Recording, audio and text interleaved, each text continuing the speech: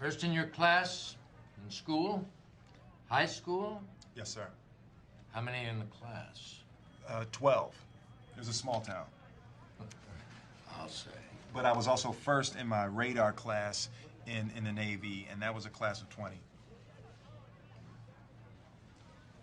Can I say something?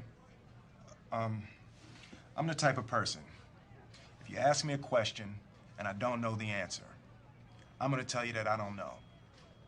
But I bet you what, I know how to find the answer, and I will find the answer.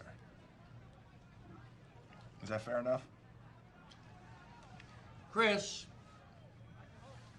what would you say if a guy walked in for an interview without a shirt on? And I hired him. What would you say? He must have had on some really nice pants.